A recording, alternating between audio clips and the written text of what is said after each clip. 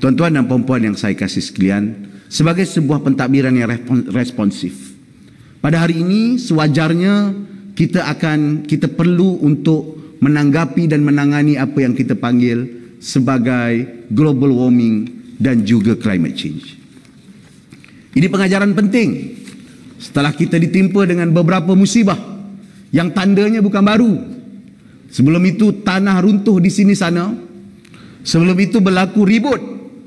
Sepanjang pentadbiran saya menjadi menteri besar saja, beberapa waktu malam tahun baru, malam sambutan Aidil Adha, pagi waktu hari cuti dan sebagainya, kadang-kadang terkorban kerana kita kena sambut ataupun kita kena melayani beberapa bencana seperti ribut yang besar, banjir, tanah runtuh dan pelbagai perkara yang berlaku dengan mendadak dan begitu cepat. Perubahan tentang climate change ataupun perubahan cuaca yang mendadak ini dan global warming ini kita akan laksanakan dengan menubuhkan sebuah jawatankuasa tetap. Di bawah jawatankuasa alam sekitar sebelum ini yang hanya tumpu alam sekitar, sebaliknya kita akan masukkan elemen untuk menangani apa yang kita panggil sebagai climate change ataupun perubahan iklim yang telah memberikan kehidupan dan kesan kepada kita. Saudara, kesan perubahan iklim ini bukan hanya akan menekan kita kepada soal tanah runtuh, banjir, tetapi juga aspek-aspek kehidupan yang lain. Aspek-aspek sebagai harga barangan sebagai contoh, dia akan terkesan. Sebab ladang yang akan musnah dengan kejadian banjir, ladang yang akan rosak dengan sebab kejadian tanah runtuh. Dalam masa yang sama, perubahan-perubahan iklim yang mendadak ini juga akan menukar struktur tanah, akan menukar tentang suasana dan ambient satu persekitaran, dan mungkin kita akan berdepan dengan krisis-krisis yang lain sebagai contoh bekalan makanan.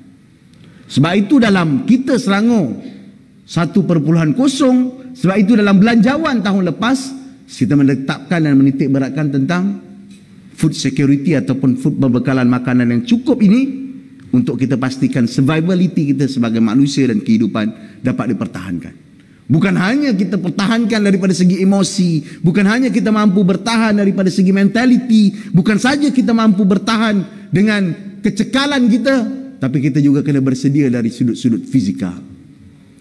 Maknanya daripada makanan, daripada struktur kerja, bangunan, ya. Kita kerajaan negeri umumkan untuk buat centralized labour center ataupun centralized labour quarters. Alhamdulillah, tak lama lagi saya dengar kita akan buat satu di Kajang. Tahniah yang cepat kita lakukan. Bulan 1 Januari kita dah boleh buat satu first centralized labour quarters di negeri Selangor yang sebagaimana yang kita umumkan. Sebab itu yang diperlukan pada waktu ini. Itu adalah kedudukan yang perlu kita lakukan pada hari ini. Sebab itu perubahan-perubahan ini bukan hanya satu lapis, ia berlapis-lapis dan akan bagi kesan yang panjang kepada kehidupan kita dan sikit sebanyak merubah. Sebab itu kita akan buat climate change ini ataupun global warming ini sebagai salah satu daripada agenda yang akan ditumpukan daripada peringkat kepimpinan negeri sampai di bawah, supaya pertimbangan-pertimbangan ini akan dibuat. Setiap pembangunan juga akan mengambil kira. Sebelum ini kita ada low carbon framework di peringkat PBT. Kita ada SDG, Sustainable Development Goal. Dan sekarang kita kena melihat aspek global warming ini yang bukan hanya cakap-cakap di luar sana, sebaliknya realiti dan keadaan yang terpaksa kita hadapi. Dan yang paling jelas, yang paling banyak adalah kejadian banjir yang telah melanda kita dengan cukup besar.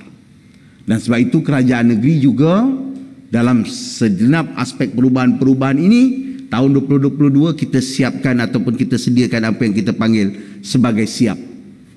SIAP adalah sebuah institusi yang akan melihat kepada integriti, yang akan melihat kepada pencapaian, yang akan melihat kepada pelaksanaan program-program yang kita lakukan, projek-projek yang kita lakukan, supaya aspek-aspek persediaan yang saya sebut tadi, mental, physical, kita dapat bersiap siaga, termasuk bagaimana kita mampu cushion ataupun kita mampu menyedot dan menyerap setiap rintangan-rintangan yang berlaku, setiap cabaran-cabaran yang berlaku di tahun 2022.